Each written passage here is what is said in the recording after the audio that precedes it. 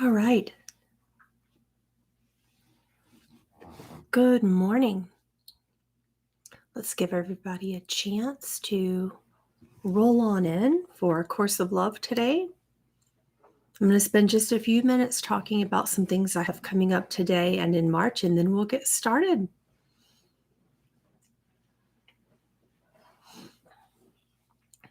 I'm going to sit here and drink my tea because I don't see you joining yet. And believe me, I can drink my tea forever. Oh, there you are. There's a couple people at least. That's good.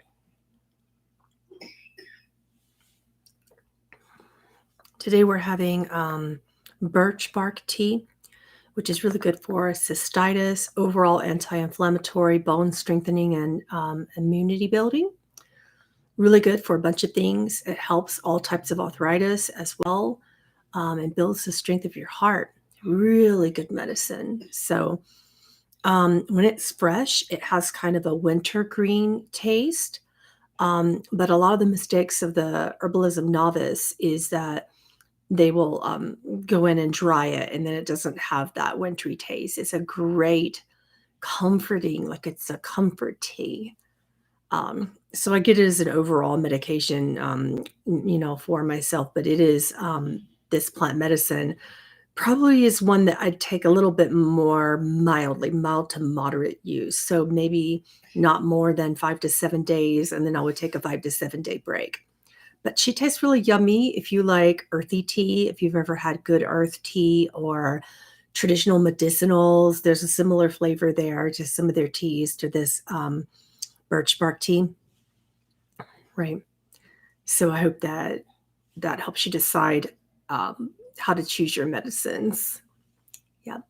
So what's going on? In March, we have the Heal Your Karma, Heal Your Life class, which is going to be one of the more life-changing, powerful classes I've ever taught. I strongly suggest you get in on that. I did a brief masterclass on it yesterday here free on YouTube.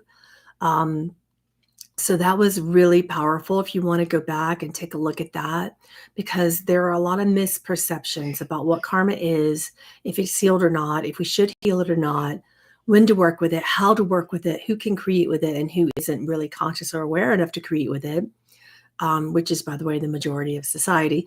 So it's a good class to really get a deeper understanding of how to heal yourself physically, mentally, emotionally, through working with karma as opposed to being afraid of it. Otherwise, it just runs amok, right? So that one is coming up in March. You can join that one, register it, get a free recording if you register before the start date. The class closes 24 hours before the start date. That recording, if you download it in 30 days, is yours forever. If you don't, you lose it forever, because we do an automatic delete on the Zoom drive. So make sure you download your recordings and you'll have them permanently. So that one's at PamelaAaralyn.com. Today, we're channeling the ancient ones. So those are elemental beings that created all the plants and animals and earths and everything that has an element, right? Including the concept of deity. So if you want to go deep into the philosophy of that, the ancient ones could have also created us. Because we believe in deity. They don't. They're just elements. They began to be worshipped, so they presented themselves as deity. So nature mystics understand a lot about that. Pagans may understand considerably more about that. But you can get a deeper understanding of how to merge with your elements within yourself for the classes that we have going on this week. So today is channeling the ancients at 1 p.m. There is a replay for every single thing I do, so if you miss it, don't worry. Tomorrow is the Sacred Flame, which is a class about connecting to the element of fire within you, not flowers. That's interesting. That's an interesting slip. Maybe I need to do a little bit of flower essence stuff. So creating an awareness of the element of fire and connecting to the element of fire is going to be really important in that class on Wednesday. Patreon.com/Pamela Aaralyn for both of those two things. In this series, we are reading from A Course of Love by Mari Perron. You can go buy this one if you want. It's pretty thick, and we're only about right here. I think it's where my bookmarker is, right? So we've got a long way to go on this one together. This is very sacred text to my heart. I joined a group. I loved this book so much that I wanted to go deeper, so I joined an in-person teaching circle, and the teacher was phenomenal. And I loved it. And from that point on, I thought, well, there's a lot coming up as a channel of Christed beings. um, the person who wrote this book, Mari Perron, channeled Jesus. So all these words, according to her, are a channeling of Jesus.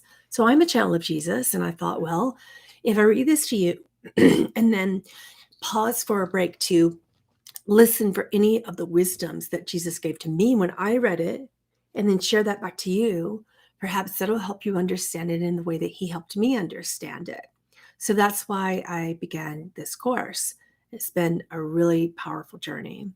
So today we're talking about who created us and the fact that we think we're alone, which is impossible according to this text, and they explain why very clearly. We're talking about the concept of releasing our beliefs as a point of creation. All right. I believe we are on 925. And if we're not, we're going to start there because Jesus said so. All right. It says, all that you are asked to give up is your insane notion that you are alone. We speak much of your body here only because it is your very proof of this insane idea's validity. It is your proof as well that a life of fear is warranted. How could you not fear for the safety of a home as fragile as the body? He stops us here and he says, that is, if you believe that the body is what you are in truth. Moving along, it says, how could you fail to provide the next meal for yourself and those within your care? He stops us here and says, if you believe that you are the creator of everything and you are the doer. Moving along, it says, you do not see all that these distractions of meeting needs would keep you from. He stops us here and says, and of meeting the needs that you have created from your belief systems. These belief systems create needs that are compulsions, and then compulsions become your idea of what is true in reality. The Course is trying to teach you to alleviate and relieve your need for compulsions and to replace them with truth.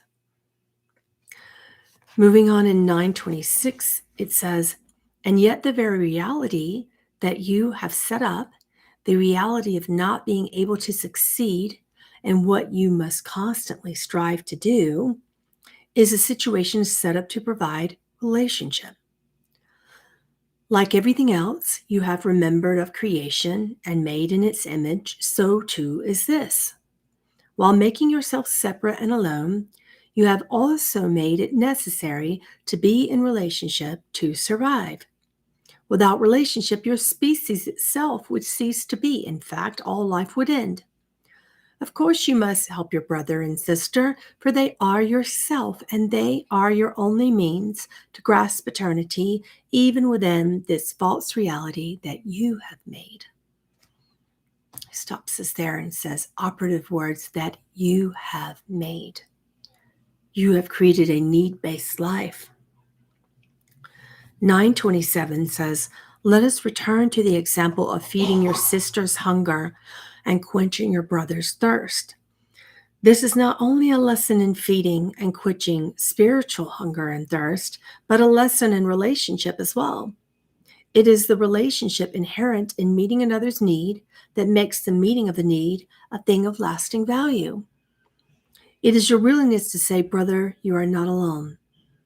That is the benefit of such situations, not only to your brother, but also to you. It is in saying, sister, you are not alone, that spiritual hunger and thirst is met with the fullness of unity. It is in realizing that you are not alone that you realize your unity with me and begin to turn from fear to love. 928 says, you are not your own creator, and this is your salvation.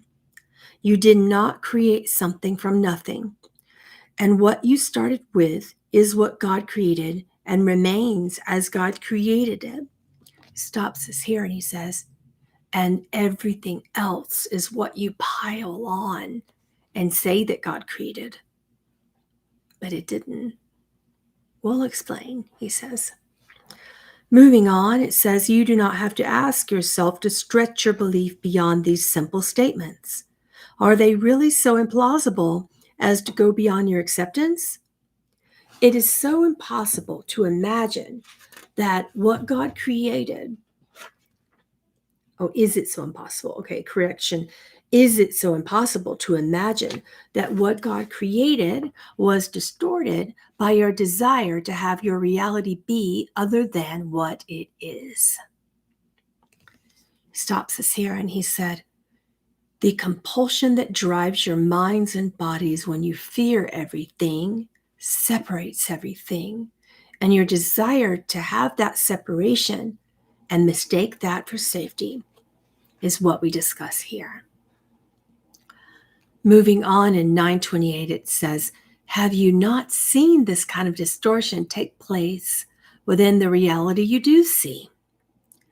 Is this not the story of the gifted son or daughter who squanders all the gifts he or she possesses by seeing them not, or by sadly distorting what they are useful for? Verse 30 says, think of your automobile or computer or any other thing you use. Without the user, would it have no function at all? Would it be anything? An automobile abandoned and without a user might become the home to a family of mice. A computer might be covered with a cloth, a flower pot placed on top of it. Someone not knowing what it is for would make of it what he or she would have it be, but never would the user seek to exchange roles with it. When an accident happens, an automobile cannot be seen to be at fault for mistakes made by its user. Yet in the same way, this exchange of roles is similar to what you have attempted to do. And it is like placing the blame for a car accident on the automobile. You have attempted to change places with the body, claiming that it is using you, rather than that you are using it. You do so out of guilt in an attempt to place your guilt outside yourself. My body made me do it is like the cry of the child with an imaginary friend. With his claim of an imaginary friend, the child announces that his body is not within his control. What is your ego but an imaginary friend to you? 931 says, child of God, you need no imaginary friend when you have beside you he who is your friend always and would show you that you have no needs at all. What you truly are cannot be used, not even by God. See you not that it is only an illusion that you can use others who are like yourself? You learn your concept of using others from the reality you have made in which you use the body that you call your home and identity as your own self. How can the user and the object of use be one and the same? This insanity makes the purpose of your life seem to be one of usefulness. The more your body can be of use to others and to yourself, the more worthwhile you see it as being. Ages have passed since creation began, and still you have not learned the lesson of the birds of the air or the flowers of the field. 2,000 years have passed since you were told to observe this lesson. The lilies of the field neither sow nor reap, yet they are provided for. The birds of the air live to sing a song of gladness, and so do you. He stops us here and says, and they sing not because they will be fed or provided for. They sing for the glory of the voice of God singing through them. They sing not for some reason of use. They sing simply because it feels joyful to do so. 933 says, God's will for you is happiness, and never has it been otherwise. God's creation is for eternity and has no use for time. Time, too, is of your making, an idea of use gone mad, as once again you have taken something made for your own use and allowed it to become the user. With your own two hands, you give away all your happiness and power to that which you have made. It matters little now that in doing so, you once again imitated what your faulty memory would tell you that Creator did. God alone can give free will. In giving your power to things like your body and to ideas like time, your imitation of the gift of free will is so falsely placed in illusion that you cannot see this madness for what it truly is. Your body has no use for power, and time was not made for happiness. Chapter 9, verse 34 says, "The free will that God gave you is what allowed you to make of yourself and your world what you will. Now you look upon this world with guilt and see it as evidence of an evil nature. It reinforces your belief that you have changed too much from what you were to ever be worthy of your true inheritance. You fear that this too you would squander and lay to ruin. The only thing that might succeed in proving your place as that of royal inheritor would be if you could fix yourself in the world, restoring it to a previous condition that you imagine you know. In this scenario, God is like unto your banker rather than your father. You would prove to God that you can make a go of it before you ask him for his help." Stops us here and he said, when two or more are gathered together, it is not a religious thing. It is a pleading for the return of power that never left, a power that can only be given by the gift of free will, which works through you but isn't you. You can utilize properly but easily misuse. And you have deeply forgotten the power that is grace. The power that is grace is the most life-giving, healing, restorative gift available, and the only thing you need to do to feel it is but ask. This is and was the true intention of prayer, is to ask for help when you fear, ask for help when you suffer, ask for help when you feel that you are alone. How do you do this? By asking for grace. That asking you have called it prayer, and have deeply misinterpreted when you call it religion. Prayer is not of religion. Prayer is a simple, sacred asking. All wisdom is given through the asking, and if it is not asked, it is not given or received. All right, we'll stop there. I really hope to see you for today's channeling of the ancients to activate elements within you and to understand creation further. So I'll see you at 1 p.m. I also hope to see you at the Heal Your Karma, Heal Your Life class coming up in March. The link is provided. All right. Have a really, really beautiful day. Bye-bye.